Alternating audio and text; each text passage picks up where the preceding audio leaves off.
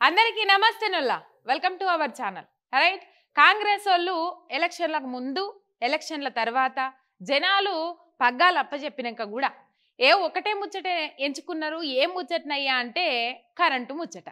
ఇక కరెంటు ముచ్చట ముంగటేసుకొని వాళ్ళు ఎలక్షన్ ప్రచారంలో తిరిగిండ్రు. ముందుగాల తెలంగాణ రాష్ట్రంలో 10 ఏళ్ళ అధికారం కోల్పోయి ఈసారన్న అధికారం చేజిక్కించుకోవాలి, ఎట్లా వెట్టన్నా బమ్మిని తిమ్మి చేసి అన్న అధికారంలోకి రావాలని చెప్పేసి వాళ్ళు ముందెంచుకున్న మంత్రం ఏందయ్యా అంటే కరెంట్ ఎవరికయ్యా ఎక్కువ మేలు చేసిందంటే రైతులతో పాటు అన్ని సంస్థలకు అన్ని పరిశ్రమలకు తెలంగాణలో పెట్టుబడులు ఆకర్షించడానికి కూడా మనకు కరెంటు ఎంతగానో సాయం చేసింది, ఎంతగానో మేలు చేసింది. 24 గంటల కరెంట్ అనేది అసలు ఎవరు విడదీయలేని బంధాన్ని ఏర్పరిచింది తెలంగాణ రాష్ట్ర సర్కార్, అప్పుడున్న బీఆర్ఎస్ సర్కార్కు అండ్ రైతన్నలకు. అంటే చెప్పుకోవాలి, కేసీఆర్ కును రైతన్నలకు ఎనలేని బంధాన్ని ముడివేసింది కరెంట్ అని చెప్పుకోవాలి. ఎందుకంటే ఒకప్పుడు కరెంటు కోతలు, పవర్ హాలిడేలు, కరెంటు లేక ఆ బాయిల కాస్తో కోస్తో నీళ్లుంటే ఆ నీళ్లను పొలానికి వారించుకొని పరిస్థితి ఉండే. ఇక మోటార్లు అంటే వెనకట మోటార్లు కొట్టేటోళ్ళు, అది అట్లా ఉంచుదాం. కానీ దాదాపు జనాలకు కరెంట్ అలవాటు పడ్డాక వచ్చే 2-3 గంటల కరెంటు కోసం జనాలు ఎగబడేటోళ్ళు. ఒకవేళ బాయిలో నీళ్లుంటే కరెంట్ ఉండకపోయేది, ఇక కరెంట్ వచ్చే సమయానికి నీళ్లు లేకుండా అయిపోయేది. ఇక నీళ్లు కరెంటు సమస్య లేకుండా అయింది పోయిన 10 ఏళ్ల కాలంలో, పోయిన 9.5 ఏళ్ల కాలంలో మనందరికీ ఎరుకున్న ముచ్చట్ని. ఆ బంధాన్ని విడదీయాలనే చూసింది కాంగ్రెస్ పార్టీ. ఆ బంధాన్ని విడదీయడం కోసము, ఆ విధానంలో వ్యతిరేకత తీసుకురావడం కోసం వాళ్ళు ఎంచుకున్న మంత్రం ఏందయ్య అంటే కరెంటు. 24 గంటల కరెంట్ ఎక్కడా ఇస్తలేదు, లాగ్ బుక్కులు తీయండి, లాగ్ బుక్కులు దాచిపెట్టిండ్రు అని చెప్పేసి ఆ మధ్యలో కోమటిరెడ్డి వెంకటరెడ్డి చాలా మంది వ్యక్తులు మేధావులు మాట్లాడినరు. మనం చూసినాం, అది అంతా ఎరుకున్న ముచ్చట్ని. ఇక సరే గతం గత అది ఇడిచి పెడదాం, అది ఆడికే వదిలిపెడదాం. ఎట్లా అసెంబ్లీ ఎన్నికలు అయిపోయినాయి, తెలంగాణలో కాంగ్రెస్ పార్టీ వాళ్ళు అధికారంలోకి వచ్చిండ్రు. ఇక ఎట్లా అధికారంలోకి వచ్చిండ్రు అని చెప్పేసి వాళ్ళు గెలిచిన తర్వాత జనాల నుంచి వినబడుతున్న మాటలు వింటే మనకు అది అర్థమవుతుంది. అయ్యో గింత పని అయిపోతుంది అనుకోలే, ఎవరిని అడిగినా గదే మాట, నోరు తెరచుడు ఒక ముచ్చట చెప్పుడు, గింత పని అవుతుంది అనుకోలే అని చెప్పేసి ఒక ముచ్చట. అయితే కాంగ్రెస్ ఇచ్చిన 6 గ్యారంటీలు, దాని కింద సబ్ గ్యారంటీలు 13, మొత్తము ఇండైరెక్ట్గా వాళ్ళు చెప్పినాయి 420. ఇక మరి గవన్నీ అమలు చేస్తామని చెప్పుకొచ్చిండ్రు. అందులో భాగంగానే 200 యూనిట్ల కరెంట్ ఏదైతే ఉన్నదో గది ఫ్రీగా ఇస్తామని చెప్పిండ్రు. అప్పటి పిసిసి అధ్యక్షుడు రేవంత్ రెడ్డి, ఇప్పుడు సీఎం ఏం మాట్లాడిండ్రయ్యా అంటే, అక్కలారా, తమ్ములారా, అన్నలారా, మీరు కట్టాల్సిన పనే లేదు, మీ 200 యూనిట్ కరెంటు ఫ్రీ. ఆ 200 యూనిట్ల కరెంటు బిల్లు సోనియమ్మనే భరిస్తుంది, సోనియమ్మనే కడుతుంది అని చెప్పేసి మనకు చెప్పిండ్రు. మనం అందరం విన్నాం. ఇంకా తర్వాత అధికారంలోకి వచ్చిండ్రు. ముందుగాల్లా ఏందంటే వాళ్ళు ఎంచుకున్నది ఏందంటే, అసెంబ్లీ సమావేశాలలోనైనా లేకపోతే మొదటి క్యాబినెట్ సమావేశంలోనైనా వాళ్ళు ఎంచుకున్నది ఏందయ్యా అంటే పవర్ మీద ఫైటింగ్ షురూ చేసిండ్రు. డిస్కంలు, డిష్యూలని ముంగటేసిండ్రు. కరెంటును మొత్తం, కరెంటు వ్యవస్థ, కరెంటు సంస్థ, విద్యుత్ సంస్థ మొత్తం అప్పులలో గూరుకపోయింది అని చెప్పేసి ఒక ముచ్చటనైతే బయటకి ఇడిచిండ్రు. ఇక ఈ మధ్య కాలంలో ఎక్కువగా చూస్తూ ఉన్నాం మనము ఏంటంటే, అటు బట్టి కానీ, డిప్యూటీ సీఎం బట్టి విక్రమార్క కానీ, ఇటు ముఖ్యమంత్రి రేవంత్ రెడ్డి కానీ ఏం మాట్లాడుతుండ్రయ్యా అంటే, అసలు భయమైతుంది ఈ అప్పులను చూస్తే. కరెంటులున్న అప్పులన్నీ చూస్తే అసలు తీర్చగలుగుతామా, మనం ముంగటికి పోతామా అని భయమైతుంది అని చెప్పేసి ఒక మంత్రం ఎంచుకొని వాళ్ళు బయటకు ఊదుతా ఉన్నారు వాళ్ళ ముచ్చట్లన్నీ. కరెంటులో కోతలు అనే ముచ్చట కూడా మనం వినుడు షురువు చేసినాం, చూసుడు కూడా చాలు చేసినామంటే ఆడ కరెంటు కోతలు సురువైనాయి అని. కరెంటు కోతలు సురువైనాయి అనే దానికి ఒకటి ఎగ్జాంపుల్ చెప్తా, ఒకటి కాదు 2 చెప్తా. ఇట్లాంటి ఇంకా చాలా జరుగుతుండొచ్చు, కానీ వాళ్ళు బయటకు చెప్పకపోతుండొచ్చు. ఎందుకంటే 24 గంటల కరెంటు ఇచ్చి ఉన్నారు కాబట్టి ఏదన్నా అంతరాయం ఏర్పడిందేమో, అందుకే కరెంటు రాలేదని అనుకుంటారు. కానీ మొత్తం మీద కరెంటు కోతలు స్టార్ట్ అయినాయి తెలంగాణ రాష్ట్రంలో. అట్లా సంస్థాన్ నారాయణపూర్, భువనగిరి జిల్లాలో సంస్థాన్ నారాయణపూర్లో ఆ రైతన్నలు ట్రాన్స్ఫార్మర్ పట్టుకొని మరి ధర్నాలు చేసిండ్రు. మాకు కొత్త ట్రాన్స్ఫార్మర్లు ఇవ్వాలి, 24 గంటల కరెంటు పంటలకు ఇవ్వాలి అని చెప్పేసి. వరంగల్ ఎంజీఎం ఆసుపత్రి ముచ్చట మనం చూసినాము. కరెంటు లేక ఒక వ్యక్తి చచ్చిపోవడం జరిగింది. ఆ ఉన్న ఎమర్జెన్సీలో ఉన్న పేషెంట్లను అందరినీ ఉటున బయటకు తరలించడం జరిగింది. ఈ పరిస్థితి అయితే కొనసాగింది అక్కడ.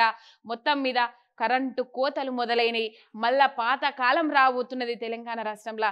ఇక ఇదంతా ఒక ముచ్చట ఉంచితే ఈ 200 యూనిట్ల కరెంటు కోసం మనము ఆలోచన చేయాలి, దాని గురించి దృష్టి పెట్టాల్సిన అవసరం ఎంతైనా ఉన్నది. ఓ దిక్కేమో కరెంటు ఇబ్బందుల్లో ఉన్నది, కరెంటులో విద్యుత్ సంస్థలో తీవ్రమైన బకాయిల అప్పులు నేను ఒక దిక్కు చెప్పుకొస్తా ఉన్నారు.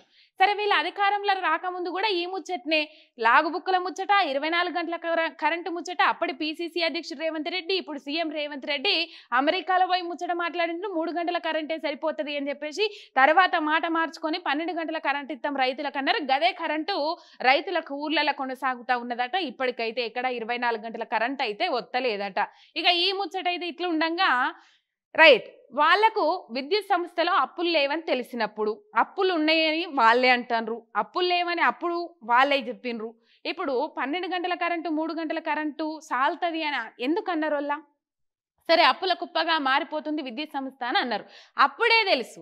మరి తెలిసినప్పటికీ కూడా ఈ 200 యూనిట్ల కరెంటు ఫ్రీ అని ఎందుకు చెప్పిండ్రు? సరే చెప్పిండ్రు, జనాలు నమ్మిండ్రు, అయిపోయింది. మరి ఇప్పుడు కొత్త ప్రభుత్వం మీద ఎన్నో ఆశలు పెట్టుకున్నారు, జనాలు చాలా ఆశలు పెట్టుకున్నారు. ఏమో చేస్తుంది, ఏమో వడగొడుతుంది అని చెప్పేసి చాలా ఆశలు పెట్టుకున్నారు. ఆ ఆశలతోనే ఎదురు చూస్తూ ఉన్నారు. ఆ ఫ్రీ కరెంటు ముచ్చట ఇప్పుడు ఊసు ఎత్తే నాదుడే లేడు. అసలు ఫ్రీ కరెంటు ముచ్చడం మీద ముంగట పడ్డ ఎవరు లేరు. అటు ముఖ్యమంత్రి లేరు, ఇటు డిప్యూటీ సీఎం. ఇంకా ఫ్రీ కరెంటు ముచ్చట పక్కకు పెడితే ఇక ఏందంటే మొత్తం అప్పులే అప్పులే అని చెప్పేసి ముంగట వేసుకున్నారు. ఈ అప్పుల వల్లనన్నా జనాలను డైవర్ట్ చేయగలుగుతామని అనుకున్నారు, కానీ అది కాని పని. జనాలకు అనవసరం అప్పులున్నాయా, ఆస్తులున్నాయా, మీరు ఎట్లా తెడతారు, ఎట్లా పెడతారు, గదంతా అనవసరం. మీరు చెప్పిండ్రా గది చెయ్యాలి పక్క గంతే. ఇక పేరు గొప్ప ఊరు దిబ్బ అన్న శాస్త్రం అయిపోయింది.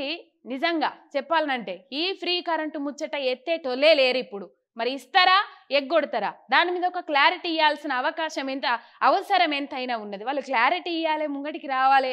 ఇక ఈ అప్పుల పాట వేసుకొని ముంగట పడతా ఉంటే ఇక ఇయ్యరు. ఆ ఫ్రీ కరెంటు కాదు కదా. ఇప్పుడు ఈ 9.5 ఏళ్ల కాలంలో మనం పోయిన 9, ఈవెన్ కరోనా టైంలో కూడా 1 గంట కూడా కరెంటు పోలేదల్లా. అంటే అర్థం చేసుకోండి, జనాలే ఆలోచన చేసుకోవాలి. కరోనా టైంలో కూడా 1 గంట కరెంటు పోని సందర్భాలు మనకు కనబడ్డాయి. ఇక నిన్ని అలా 10 వద్దులు 20 వద్దులు కాలేదు అధికారంలోకి వచ్చి. ఇక దీనికి కూడా సర్దుకోవాలి, సర్దు మనగాలి అని అంటారా? ఇక గవర్నమెంట్ ఆసుపత్రికి కరెంటు కట్ చేసేంత దౌర్భాగ్యం చేసుకున్నది తెలంగాణ సమాజం. తెలంగాణ ప్రజలు అంత దౌర్భాగ్యమైన బతుకుతాండ్రు. ఇక దీనికి కూడా సెట్ చేసుకోవాలి, సరిదిద్దుకోవాలి. టైం ఇయ్యరా అని మాట్లాడతారు, మంత్రులు మాట్లాడతారు, ఎమ్మెల్యేలు మాట్లాడతారు. దీని మీద అది ప్రాణాలతో చెలగాటము, ప్రాణాలతోనే ఆడుకుంటున్నప్పటికి కూడా గదే ముచ్చట మాట్లాడతారు. దాంట్లో ఆశ్చర్యపోవాల్సిన అవసరం ఏమీ లేదు, ఎందుకంటే మనమే కదా ఇచ్చింది. రైట్, ఇదన్నట్టు ఇక ఇన్ని ఇబ్బందులల్లా ఫ్రీ కరెంట్ ఇస్తారా ఇయ్యరా అంటే ఇయ్యరని మాటలు వినబడతా ఉన్నాయి. దాని గురించి విధి విధానాలు కానీ ఈ నెల నుంచి కరెంటు బిల్లు కట్టద్దు అని చెప్పిండ్రు. ఇక 1వ తారీఖు ఇయ్యాల, ఇంకో 10 తారీఖు లోపు అటు ఇటు లేట్ అయ్యి 10 తారీఖు లోపు కరెంటు బిల్లులు మన చేతిలో పడతాయి. మరి కరెంటు బిల్లు కట్టమంటారా, కట్టకమంటారా? కట్టకపోతేనేమో కరెంట్ ఆఫీసర్లు వచ్చి కరెంటు కట్ చేసి పోతారు. ఇక మరి వీళ్ళేమో కట్టకమనిరి, ఎట్లా పరిస్థితి ఏంది అని చెప్పేసి అయోమయంలోనే ఉన్నారు. అసలు కట్టాలనా కట్టకూడదా అనే సందేహాలే ఉన్నాయి జనాలందరికీ. మరి ఈ ఫ్రీ కరెంటు ముచ్చట ఇంతవరకు ఊసెత్తిన పాపాన పోలేదు. ఆ 200 యూనిట్ల కరెంటు అని అన్నారు కదా. ఇక ఆ 200 యూనిట్ల కరెంటు అటు కర్ణాటకలో మనం చూసుకున్నట్లయితే గిదే గృహజ్యోతి పథకం కింద పెట్టిరు కదా నొల్ల. కర్ణాటకలో కూడా గదే పెట్టి ఏం చేసిరంటే 200 యూనిట్లకు 1 యూనిట్ ఎక్కువైనా 3 వడ్డన అక్కడ కరెంటు బిల్లులు అవుతా ఉన్నాయి. ఇక కొత్తగా ఇండ్ల ఏర్పాటు ఏవైతే చేసుకుంటారో గా ఇండ్లకు 50 యూనిట్ల వరకు మాత్రమే ఫ్రీ కరెంట్ ఇస్తా ఉండ్రట.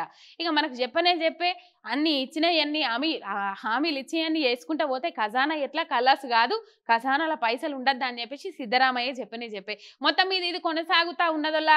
ఇక ఫ్రీ కరెంట్ ఇస్తారా ఎగ్గొడతారా అనే దాని మీద అందరికీ డౌట్లే ఉన్నాయి, డౌట్ అనుమానాలే ఉన్నాయి. ఇక మనకు ఇస్తే ఈ నెల నుంచి కరెంటు బిల్లులు మనం కట్టకపోతే ఫ్రీ కరెంట్ ఇచ్చినట్టు, లేదు మీరు కరెంటు బిల్లు కట్టకుండా ఉండి కూడా మీకు కరెంటు సప్లై అవుతుందంటే ఇచ్చినట్టు లెక్క. ఇక లేకపోతే మీరు కరెంటు బిల్లు కట్టకపోతే డ్యూ డేట్ ఎప్పటికో ఉంటుంది కదా, ఆ డ్యూ డేట్ వరకు కూడా కట్టకపోతే మీ కరెంటు కట్ చేసినట్లయితే ఇయ్యనట్టు లెక్క. మొత్తం మీద ఇది ఇస్తారా ఇయ్యరా అనేది అయితే అందరికి క్వశ్చన్ మార్క్, మీతో పాటు నాకు కూడా ఉన్నది. చూద్దాం పోతా పోతా ఉంటే మొత్తము ఊరు దిబ్బ పేరు గొప్ప అన్నట్టే అయిపోయింది పరిస్థితి.